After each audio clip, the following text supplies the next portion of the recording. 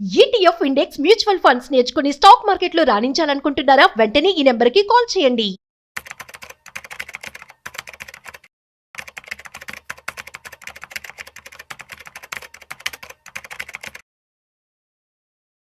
So గత quarter రిజల్ట్స్లో కావచ్చు, so best ఏ సెక్టార్స్లో ఏ యొక్క కంపెనీస్ పర్ఫామ్ చేశాయి అన్న విషయాల గురించి వాళ్ళు మనతో చెప్పడానికి certified financial planner Anil Kumar Bachu గారు ఉన్నారు. సో వారి మాటల్లో మరింత సమాచారం అడిగి తెలుసుకుందాం. హాయ్, హలో, నమస్తే, welcome to Business Buzz with Rajeev Pasupuleti on Suman TV. So let's start. Hi sir, నమస్తే. నమస్తే అండి. యా సార్, ఇప్పుడు మరి ఏ సెక్టార్స్ అనేవి బాగా పర్ఫామ్ చేశాయి, పర్టికులర్లీ కంపెనీస్? దీన్ని మనము రిలేట్ చేసుకుంటూ స్టాక్స్ కూడా ఈక్వల్ చేయొచ్చు అని తప్పకుండా. సో యాక్చువల్లీ యూజువల్లీ ఏంటంటే స్టాక్ పర్ఫార్మెన్స్ అనేది మార్కెట్లో పెరగడము తగ్గడం అనేది యూజువల్లీ కంపెనీ యొక్క పర్ఫార్మెన్స్కి ప్రాక్సీ అనమాట. ఒక కంపెనీ బాగా పర్ఫామ్ చేస్తుంటే యూజువల్లీ స్టాక్ కూడా పర్ఫామ్ చేస్తుంది. ఇన్వెస్టర్స్ కూడా ఆ స్టాక్లో కొనాలనుకుంటారు. డిమాండ్ ఎక్కువ ఉన్నప్పుడు ప్రైస్ పెరుగుతుంది. That is what the logic.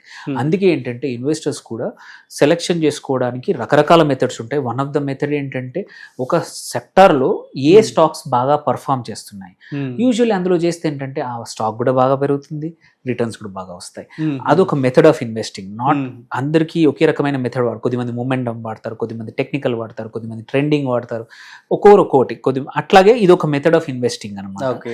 So మనం కొన్ని సెక్టార్స్ అందులో మంచిగా పర్ఫామ్ చేసిన మంచి గ్రోత్ ఇచ్చిన స్టాక్స్ ఏంటో చెప్తాం. సో నంబర్స్ ఒకటి క్యాపిటల్ గుడ్స్, వెరీ ఇంపార్టెంట్. ఎందుకంటే క్యాపిటల్ గుడ్స్ అనే దాన్ని అది ఒక్క సంవత్సరానికే కాదు, మల్టిపుల్.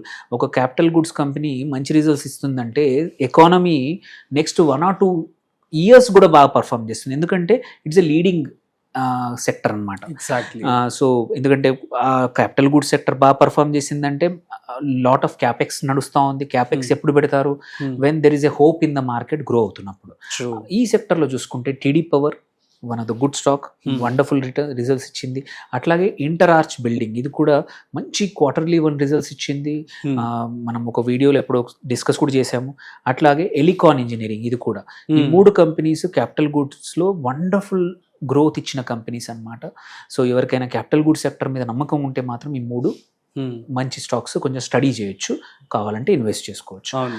అండ్ ఇంకొక థీమ్ చాలా రోజుల నుంచి చెప్తా ఉన్నాం కూడా, one potentially blockbuster theme లాబోతుంది. అంటే ఏంటంటే మాత్రం బికాజ్ ఎనర్జీ వచ్చేసింది, ఈవీ వచ్చేసింది.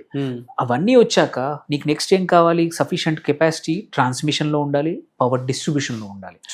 ఆ సెక్టర్లో డిస్రప్షన్ చేస్తున్న కంపెనీస్ మంచి స్టాక్స్ ఏంటి అనుకుని చూసుకుంటే స్కిప్పర్, ఇంకొకటి ట్రాన్స్రైల్ లైటింగ్, వండర్ఫుల్ రిజల్ట్స్ ఇచ్చింది రీసెంట్లీ.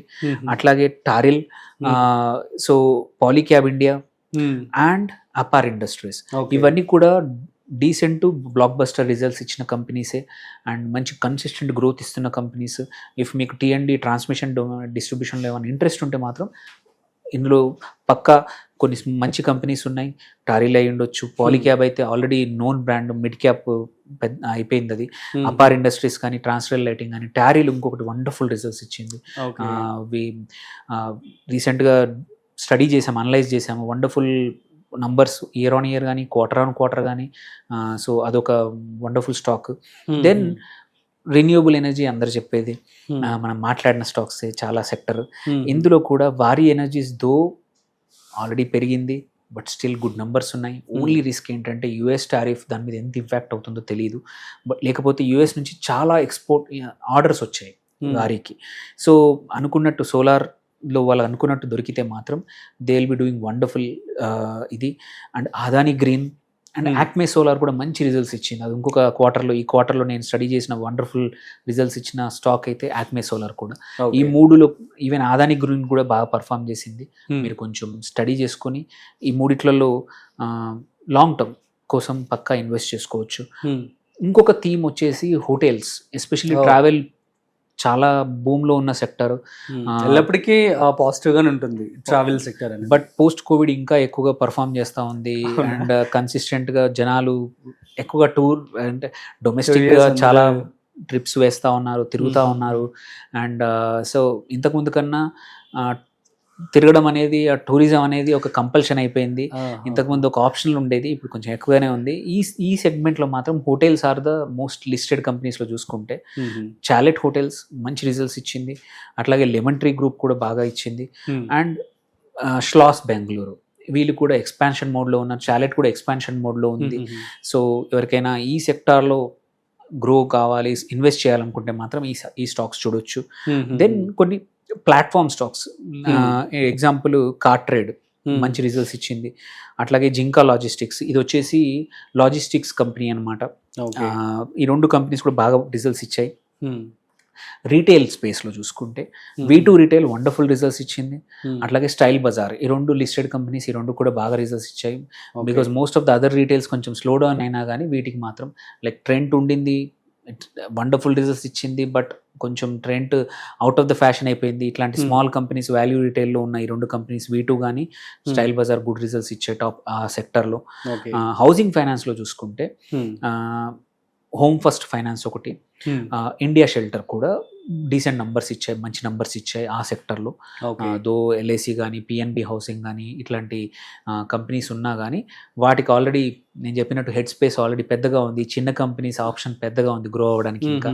సో ఇవి మంచి స్టాక్స్. Then last hospitals. హాస్పిటల్స్లో ఎల్లప్పటికీ సెక్టర్ బాగుంటుంది, బట్ కొన్ని స్టాక్స్ మాత్రం మల్టీ బ్యాగర్ అయ్యే అవకాశాలు, మంచి రిజల్ట్స్ ఇస్తుంది. మోస్ట్లీ డయాగ్నోస్టిక్ అనేది బాగుంటుందని చెప్పి అంటున్నారు. యథార్థ్ హాస్పిటల్ మంచి రిజల్ట్స్ ఇచ్చింది లాస్ట్ క్వార్టర్. యథార్థ్ ఒకటి, గ్లోబల్ హెల్త్ ఒకటి,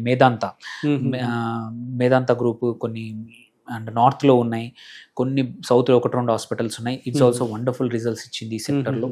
సో ఈ 10-12 స్టాక్స్ ఏవైతే ఉన్నాయో వాటి సెక్టర్లో లీడింగ్ గ్రోత్ కంపెనీస్. సో మనం ఎప్పుడైనా సరే బెట్ చేసినప్పుడు మార్కెట్లో మంచి రిజల్ట్స్ కోసం ఒక దాంట్లో ఇన్వెస్ట్ చేస్తున్నప్పుడు అయినంత వరకు ఆ సెక్టార్లో leading best results, best returns, best growth ఉన్న కంపెనీస్లో ఇన్వెస్ట్ చేస్తే ఏంటంటే there is a high chance that మనకు ఆ సెక్టార్ గ్రోత్ కానీ ఈ కంపెనీ గ్రోత్ క్యాప్చర్ చేయడానికి అవకాశం ఉంటుంది. సో ఇందులో మీరు కూడా కొంచెం ఫర్దర్ రీసెర్చ్ చేసుకుంటే ఇన్వెస్టర్స్ ఆర్ ఏదైనా అడ్వైజర్తో మాట్లాడి 1-2 సెక్టర్కి ఒకటిగానే యాడ్ చేసుకుంటే ఏంటంటే ఆన్ ద హోల్ మంచి రిటర్న్స్ అనేది కంపల్సరీ వస్తాయి. సో గైస్ అర్థమైంది కదా. సో మరి ఏవైతే సెక్టర్స్ బెస్ట్ పర్ఫామ్ చేశాయో చక్కగా పూసకొచ్చినట్లు స్టడీ చేస్తున్నారు అనిల్ కుమార్ గారు ఎక్స్ప్లెయిన్ చేయడం జరిగింది. ఇంత ఇన్ఫర్మేషన్ ఎవరు కూడా మనకు చెప్పరు, దట్ టు ఆన్లైన్లో. కాకపోతే మీ యొక్క ఓన్ రీసెర్చ్ కూడా మీరు చేయండి. అట్ ది సేమ్ టైం మీకు ఏమైనా డౌట్స్ ఉంటే కామెంట్ చేయండి, నేను మీకు రిప్లై ఇస్తాను. So that's it. సో మరొక ఇంట్రెస్టింగ్ కాంటెంట్తో మళ్ళీ కలుద్దాం. అంతవరకు చూస్తూనే ఉండండి Suman TV. This is Rajiv signing off. Video నచ్చినట్లయితే like, share and subscribe. Thanks for watching.